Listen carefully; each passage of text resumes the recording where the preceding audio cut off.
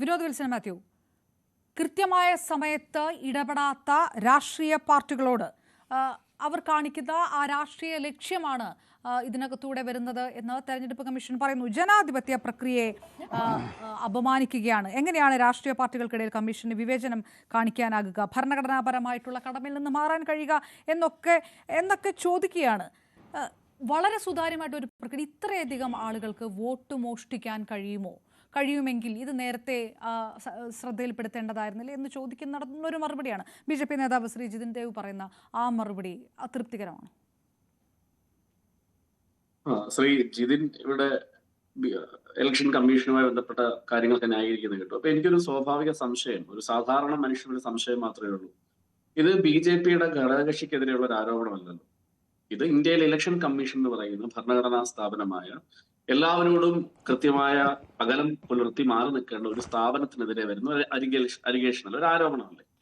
അതിനെ സത്യത്തിൽ ഞങ്ങളുടെ ഘടകകക്ഷിക്ക് നേരെ വന്ന ഒരു ആരോപണം പോലെ എന്തിനാണ് BJP ന്യായീകരിക്കുന്നത് എന്നൊരു ചോദ്യം എനിക്കുണ്ട്. BJP പറഞ്ഞാൽ മതിയല്ലോ, ഇലക്ഷൻ കമ്മീഷനെതിരെ രാഹുൽ ഗാന്ധി അല്ല ഏതൊരാളും പറയുന്ന ആരോപണം അന്വേഷിക്കേണ്ടതാണ്. അന്വേഷിച്ച സാധാരണ ജനങ്ങൾക്ക്, ഈ നാട്ടിലെ പൗരബോധമുള്ള മനുഷ്യർക്ക്, വോട്ട് ചെയ്യുന്ന മനുഷ്യർക്ക് ഇത് സുതാര്യമായ സംവിധാനമാണെന്ന് ബോധ്യപ്പെടുത്തണം എന്നൊരു നിലപാട് BJP എടുത്താൽ പോരെ. BJP എന്തിനാണ് വന്നിരുന്ന് ന്യായീകരിക്കുന്നത്? അപ്പൊ ആ ന്യായീകരിക്കാനുള്ള ബാധ്യത BJPക്ക് എങ്ങനെ ഉണ്ടായി എന്നുള്ളതാണ് എനിക്ക് ആദ്യം ചോദിച്ചത്. ഒരു സ്വാഭാവിക സംശയം, ഒരു സാധാരണ മനുഷ്യർക്ക് സംശയം മാത്രമാണ്. മറ്റൊന്ന് പറയുന്നത്, ഇവിടെ ഇന്ന് ഇലക്ഷൻ കമ്മീഷന്റെ ഒരു വാർത്താ സമ്മേളനം കണ്ടു. ആ വാർത്താ സമ്മേളനത്തിൽ ആദ്യത്തെ എനിക്കതിലുള്ള അഭാസ്യമായി തോന്നുന്നത്, നിഷ്പക്ഷത തെളിയിക്കാൻ ഇലക്ഷൻ കമ്മീഷൻ പ്രസ് മീറ്റ് വിളിക്കേണ്ടി വന്നു എന്ന് പറയുന്നത് അവരുടെ ഗതികേടാണ് എന്ന് പറഞ്ഞു വെക്കാൻ ആഗ്രഹിക്കുന്നു. മൂന്നാമത്തെ പോയിന്റ്, അദ്ദേഹം പറഞ്ഞൊരു സ്റ്റേറ്റ്മെന്റ്, ചിരി വരുന്ന ഒരു സ്റ്റേറ്റ്മെന്റ് ആണ്. അതായത് ഇലക്ഷൻ വോട്ടർ ഐഡിയിലുള്ള ഫോട്ടോ അത് ഡിജിറ്റലൊക്കെ ആക്കി കൊടുത്തു കഴിഞ്ഞാൽ അത് ഒരുപാട് മിസ്യൂസ് ചെയ്യപ്പെടുമെന്നാണ് അദ്ദേഹം പറയുന്നത്. സത്യത്തിൽ എന്റെ ഇലക്ഷൻ കാർഡിലെ ഫോട്ടോ കണ്ട എനിക്ക് പോലും, എന്റെ പെറ്റമ്മയ്ക്ക് പോലും മനസ്സിലാവത്തില്ല. ഇത് വെച്ച് ആര് ഈ ആർട്ടിഫിഷ്യൽ ഇന്റലിജൻസ് ഒക്കെ ഉള്ള ഈ കാലത്ത് ആരിത് ക്രമക്കേട് കാണിക്കാനാണ്? ആ ഫോട്ടോ ആര് ദുരുപയോഗം ചെയ്യാനാണ്? അതിലെ ഒരാളുടെ ഫോട്ടോയും അവർക്ക് പോലും മനസ്സിലാവില്ല, അവരുടെ മുഖം പോലും അല്ല. ഇതൊക്കെ ചുമ്മാ നമുക്കറിയാം ഇതൊക്കെ എങ്ങനെ ഫോട്ടോ ഉണ്ട്. ഈ ഫോട്ടോ വെച്ച് ദുരുപയോഗം ചെയ്യും. നമ്മുടെയൊക്കെ ഫോട്ടോ സോഷ്യൽ മീഡിയയിലും പബ്ലിക് പ്ലാറ്റ്ഫോമിലും ഒക്കെ ഇഷ്ടംപോലെ കിടക്കുമ്പോൾ ഈ ഫോട്ടോ വെച്ച് മോർഫൊക്കെ ചെയ്ത് അത് മോശമാക്കുന്നൊക്കെ പറയുന്ന തികച്ചും ബാലിശമായ, തികച്ചും അപഹാസ്യമായ സ്റ്റേറ്റ്മെന്റുകളാണ് പറഞ്ഞുകൊണ്ടിരിക്കുന്നത്. ഇനി ഞാൻ ഇതിന് മറ്റൊരു ആംഗിൾ കൂടി പറഞ്ഞുകൊണ്ട് എന്റെ വാദഗതി അവസാനിപ്പിക്കാം. ഞാൻ ഇതിനെ കാണുന്നത്, ഇപ്പം നമുക്കറിയാലോ, കേരളത്തിൽ ഇപ്പൊ നമ്മളൊക്കെ രാഷ്ട്രീയം മനസ്സിലാക്കിയ സമയത്ത്, അല്ലെങ്കിൽ പഠിച്ച സമയത്ത്, അല്ലെങ്കിൽ കാണുന്ന സമയത്ത് കേരളത്തിൽ എത്രയോ കള്ളവോട്ടുകൾ നമ്മൾ കണ്ടിട്ടുണ്ട്. ഇപ്പം സമ്പത്ത് സാർ ഇവിടെയുണ്ട്. ഞാൻ ബഹുമാനിക്കുന്ന നല്ല പ്രഭാഷകൻ എന്ന് പേരെടുത്തിട്ടുള്ള, ഞാൻ വിദ്യാഭ്യാസ കാലത്ത് അദ്ദേഹത്തിന്റെ പ്രഭാഷണമൊക്കെ ഞാൻ രാഷ്ട്രീയ പ്രസംഗങ്ങൾ കണ്ടിട്ടുള്ള ഒരു വ്യക്തിയാണ്. ഞാൻ അദ്ദേഹത്തെ ബഹുമാനിക്കുന്നു. പക്ഷെ ഞാൻ ഇന്ന് ഈ ചർച്ചകൾക്കിടയിൽ എന്റെ കയ്യിൽ ഇരിക്കുന്ന ഒരു പുസ്തകം ഞാൻ വായിച്ചു. ആ പുസ്തകം എന്ന് പറയുന്നത് സഖാവ് MV രാഘവൻ എഴുതിയ അദ്ദേഹത്തിന്റെ ആത്മകഥയാണ്. ഒരു ജന്മം എന്നാണ് ആ പുസ്തകത്തിന്റെ പേര്. ആ പുസ്തകത്തിൽ അദ്ദേഹം ക്രമക്കേടുകളെ പറ്റി, കള്ളവോട്ടുകളെ പറ്റിയൊക്കെ ഒരുപാട് പറയുന്നുണ്ട്. പക്ഷെ സമ്പത്ത് സാർ അത് ഇഷ്ടപ്പെടുമെന്ന് എനിക്കറിയാം. എന്നാൽ പോലും അദ്ദേഹത്തിന്റെ അനുമതിയോടെ ഞാൻ പറയുന്നു. അതായത് 1988 ഈ CPM-ഉം CMB എന്ന് പറയുന്ന പാർട്ടി കേരളത്തിൽ വരും. അദ്ദേഹം പറയുന്നത്, ആ CMB പാർട്ടി ഫോം ചെയ്തതിനു ശേഷം EK നായനാർക്കെതിരെ അന്ന് മത്സരിച്ച ആലീസ് കൃഷ്ണൻ എന്ന് പറയുന്ന ഒരു സ്ത്രീ, അഡ്വക്കേറ്റ് ആലീസ് കൃഷ്ണൻ നായർക്കെതിരെ മത്സരിക്കും CMBയുടെ കാൻഡിഡേറ്റ്. ആ CMB കാൻഡിഡേറ്റിനെ വീടുകളിൽ ചെന്ന് വോട്ട് ചോദിക്കാൻ പോലും അനുവദിച്ചിരുന്നില്ല. അതുപോലെ ഒരു പള്ളത്ത് വേണുഗോപാൽ നായർ എന്ന ഒരു മനുഷ്യനെ CPM-കാർ കെട്ടിയിട്ട് മർദ്ദിച്ച് അദ്ദേഹത്തിന്റെ തുടയിലെ മാംസം എടുത്തു കളഞ്ഞു. ഈ രക്ഷിച്ചതിനെ പറ്റിയൊക്കെ പറയുന്നുണ്ട്. അതിനുശേഷം പരിയാരം ആശുപത്രി പിടിച്ചടക്കിയത് എങ്ങനെയാണെന്ന് നമുക്കറിയാം. അപ്പൊ കള്ളവോട്ടുകൾ, ഫാസിസം അല്ലെങ്കിൽ ബലം, അധികാരം, ഇതൊക്കെ ഉപയോഗിച്ച് എല്ലാ കാലത്തും കേരളത്തിലും ഇന്ത്യയിലും കള്ളവോട്ടുകൾ ചെയ്യപ്പെട്ടിട്ടുണ്ട്. ഇപ്പൊ BJP എന്താ ചെയ്യുന്നതെന്ന് വെച്ച് കഴിഞ്ഞാൽ, ഒരുപക്ഷെ അത് CPM ചെയ്തത് ഇലക്ഷൻ കമ്മീഷനെ വിശദീകരിച്ച് ഇലക്ഷൻ കമ്മീഷൻ എന്ന് പറയുന്ന ഒരു സംവിധാനത്തെ തങ്ങളുടെ ഘടകകക്ഷിയാക്കി CPM-ന് ചെയ്യാൻ കഴിഞ്ഞിരുന്നില്ല. അധികാരവും സംഘബലവും അല്ലെങ്കിൽ ധാർഷ്ട്യവും ധിക്കാരം ഉപയോഗിച്ച് ചേരുന്ന ഒരു കള്ളവോട്ട് പ്രക്രിയ ഇന്ന് ഇന്ത്യയിൽ BJP എല്ലാ സിസ്റ്റത്തെയും വിഴുങ്ങിയതുപോലെ കോടതിയെ വിഴുങ്ങിയിരിക്കുന്നു, ഇലക്ഷൻ കമ്മീഷനെ വിഴുങ്ങിയിരിക്കുന്നു, ED-യെ വിഴുങ്ങിയിരിക്കുന്നു, ഇൻകം ടാക്സിനെ വിഴുങ്ങിയിരിക്കുന്നു, പോലീസിനെ വിഴുങ്ങിയിരിക്കുന്നു. ഇതിനെ മുഴുവൻ വിഴുങ്ങി അവർ വലിയ വിശാലമായ ക്യാൻവാസിൽ അത് ചെയ്യണം. ഇതാണ് ജനാധിപത്യത്തിന്റെ പ്രശ്നം. ആം ആദ്മി പാർട്ടിയുടെ പൊതുനില ഒരു കാര്യമാണ് ഞാൻ പറഞ്ഞുകൊണ്ട് അവസാനിപ്പിക്കാം. ശ്രീ രാഹുൽ ഗാന്ധി വിഷയം എടുത്തു, ഞങ്ങൾ അതോട് ഐക്യപ്പെടുന്നു. രാഹുൽ ഗാന്ധി വിഷയം എടുക്കുന്ന സമയത്ത് സഞ്ജയ് സിംഗ് MP പറഞ്ഞ എന്താണ്, ഈ രാഷ്ട്രീയ പോരാട്ടത്തിൽ ആം ആദ്മി പാർട്ടി രാഹുൽ ഗാന്ധിക്ക് ഒപ്പമെന്ന് പറയുമ്പോൾ ഞങ്ങൾക്ക് പറയേണ്ട ഒരു ദുഃഖകരമായ വസ്തുത കൂടിയുണ്ട്. അതെന്താണ്? ഡൽഹി നിയമസഭാ ഇലക്ഷനുമായി ബന്ധപ്പെട്ട് നമ്മൾ കണ്ടു, ചർച്ചകൾ ചെയ്തു, വാർത്തകൾ വന്നു. ഡൽഹിയില് ലോക്സഭാ ഇലക്ഷന് ശേഷം അസംബ്ലിയിൽ, ന്യൂഡൽഹിയിൽ മണ്ഡലത്തിൽ മത്സരിക്കാൻ പോകുന്നത് അരവിന്ദ് കേജ്രിവാൾ ആണെന്ന് കണ്ട് 40,000 വോട്ടുകൾ ഡിലീറ്റ് ചെയ്യപ്പെട്ടു. ആരോട് പരാതി പറയും? മുഴുവൻ സിസ്റ്റവും എതിർത്ത് നിൽക്കുകയാണ്. ആരോട് പരാതി പറയും? ഒരു പരാതിയും ആരും കേൾക്കില്ല. അവസാനം അദ്ദേഹം 22,000 വോട്ടുകൾക്കവിടെ പരാജയപ്പെട്ടു. നമുക്കറിയാം, അതിനുശേഷം നടത്തിയ വാർത്താ സമ്മേളനത്തിൽ ഞാൻ ലിസ്റ്റുകളൊന്ന് വായിക്കാം. പ്രകാശ് വർമ്മ എന്ന് പറയുന്ന കേജ്രിവാളിനെതിരെ ജയിച്ച മനുഷ്യൻ അദ്ദേഹത്തിന്റെ സ്വന്തം ഫ്ളാറ്റിൽ 33 വോട്ടുകളാണ് പുറത്തുനിന്ന് ചേർത്തത്. അതുപോലെ ഒരു മന്ത്രി കമലേഷ് പാസ്വാൻ അദ്ദേഹത്തിന്റെ ഫ്ളാറ്റിൽ 26 വോട്ടുകൾ ചേർത്തു. അതൊക്കെ മാധ്യമങ്ങൾ ചർച്ച ചെയ്തതാണ്. അതുപോലെ ഒരു എം പി, ബിജെപിയുടെ എം പി മുഖർജി സ്മൃതി നാഷ് എന്ന് പറയുന്ന വ്യക്തി 33 വോട്ടുകൾ ചേർത്തു. ബിജെപിയുടെ എം പി ജയപ്രകാശ് അദ്ദേഹത്തിന്റെ സ്വന്തം ഫ്ളാറ്റിൽ 25 വോട്ടുകൾ ചേർത്തു. ത്രിപുരയിൽ നിന്നുള്ള ബിജെപിയുടെ എം പി രേവതി 25 വോട്ടുകൾ ചേർത്തു. ഇത് ഞങ്ങൾ വിളിച്ചു പറഞ്ഞിട്ടുണ്ട്. പക്ഷെ അന്ന് ഈ പറയുന്ന കോൺഗ്രസും സംവിധാനവും ഒക്കെ ഈ മകൻ ചത്താലും വേണ്ടിയല്ല, മരുമകളുടെ കണ്ണുനീര് കണ്ടാൽ മതി എന്ന് പറഞ്ഞ് ഇതിനെപ്പറ്റി ഒരു അക്ഷരം മിണ്ടിയിട്ടില്ല. അന്ന് പ്രസ് മീറ്റ് വിളിച്ച ഇപ്പൊ രാഹുൽ ഗാന്ധി, പ്രതിപക്ഷ നേതാവ് രാഹുൽ ഗാന്ധി ബീഹാറിലൊക്കെ പോയി വോട്ടർ പട്ടികയിൽ നിന്ന് പേര് നീക്കിയവർ മരണപ്പെട്ടു പോയവരുടെ ഒക്കെ കൂടുതൽ ചായ കുടിക്കുന്നുണ്ടല്ലോ. അരവിന്ദ് കേജ്രിവാൾ അദ്ദേഹത്തിന്റെ വസതിയിൽ ഈ ഇലക്ഷൻ കമ്മീഷൻ കൊന്നുകളഞ്ഞ മനുഷ്യരെ വിളിച്ചിരുത്തി പ്രസ് മീറ്റ് നടത്തി ജനത്തോട് പറഞ്ഞിട്ടും അന്ന് കോൺഗ്രസ് അത് കേട്ടില്ല. കാരണം ഡൽഹിയിൽ എങ്ങനെയെങ്കിലും ഇവർക്ക് ഞങ്ങളെ തോൽപ്പിക്കണമായിരുന്നു. ഇത് ഞങ്ങൾ പറഞ്ഞിട്ടുണ്ട്.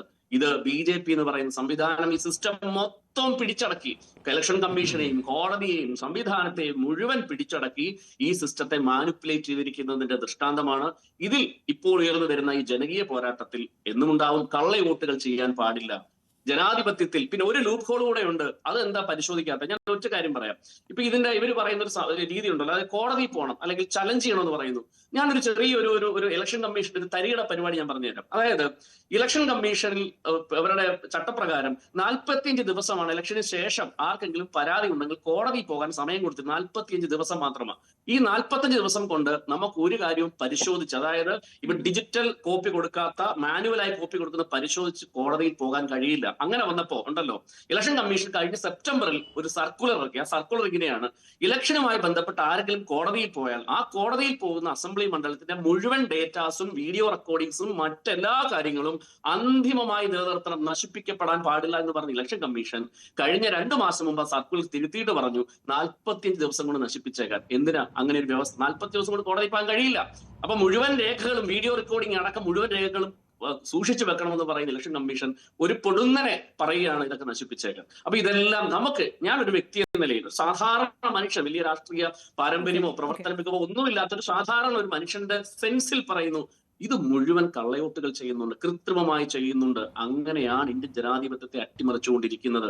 ഇത് നാളെ ബിജെപിക്കാരനും പ്രശ്നമാവും.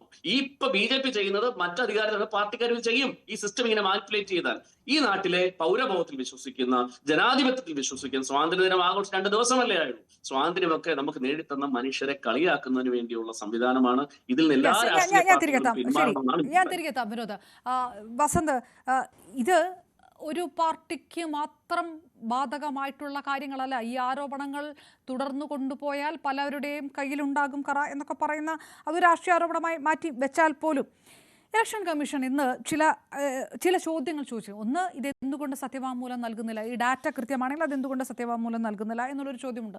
അത് അവിടെ നിൽക്കുന്നുണ്ട്. ഒപ്പം ഈ മെഷീൻ റീഡബിൾ ആയിട്ടുള്ള വോട്ടേഴ്സ് ലിസ്റ്റ് വേണമെന്ന് പറഞ്ഞതിനെ കമ്മീഷൻ എതിർക്കുന്നത് 2019 സുപ്രീം കോടതി റൂളിംഗ് വെച്ചിട്ടാണ്. Kamal Nath versus election commission.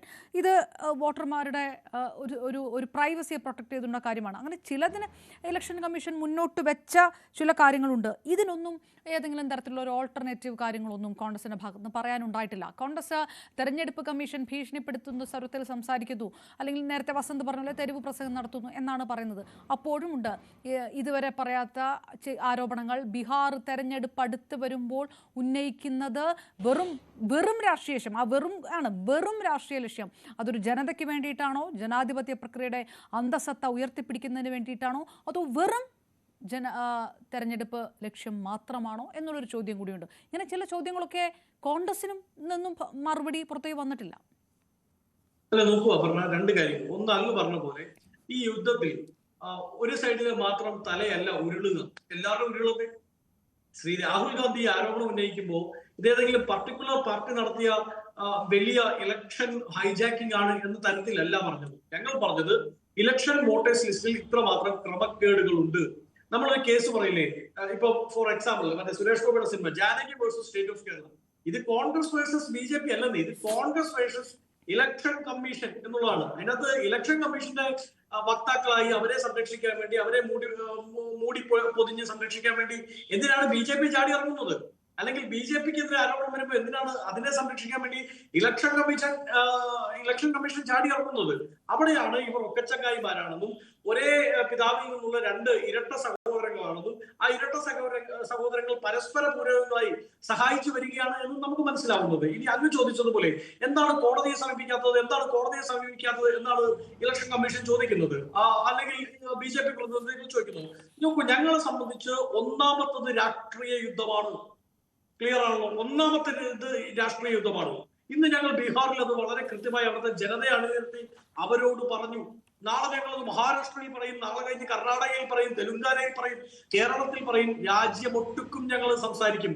ബഹുജനങ്ങളുടെ അഭിപ്രായത്തെ സാംശീകരിക്കുക എന്നുള്ളത് ഒരു പൊളിറ്റിക്കൽ പാർട്ടിയുടെ ഏറ്റവും ഒന്നാമത്തെ ഉത്തരവാദിത്തമാണ്. ഞങ്ങളത് ചെയ്യും. ഞങ്ങൾ ഉയർത്തുന്ന രാഷ്ട്രീയ വിഷയത്തിൽ ഏറ്റവും ആദ്യം വേണ്ടത് ജനകീയ സമ്മതമാണ്, ജനകീയ പിന്തുണയാണ്. ആ പിന്തുണ നേടിയെടുക്കും. പിന്നെ ഇവർക്ക് എന്താണ് ഈ കോടതിയിലേക്ക് പോകുന്നെന്ന് പറയുന്നതിന്റെ പിന്നിൽ എന്താണെന്ന് അറിയാമോ? കോടതിയുടെ മുമ്പിൽ വന്നാൽ ആ വിഷയം സബ്ജുഡീസ് ആവും. അങ്ങനെ സബ്ജുഡീസ് ആയ ഒരു വിഷയം പാർലമെന്റിനുള്ളിൽ സംസാരിക്കാൻ പറ്റില്ല. അടുത്ത ദിവസങ്ങളിൽ പാർലമെന്റ് കൂടുമ്പോൾ ഞങ്ങൾ വളരെ കൃത്യമായി ഈ വിഷയം പാർലമെന്റിനുള്ളിൽ ഉന്നയിക്കുമ്പോൾ എന്താ പ്രശ്നം അറിയോ?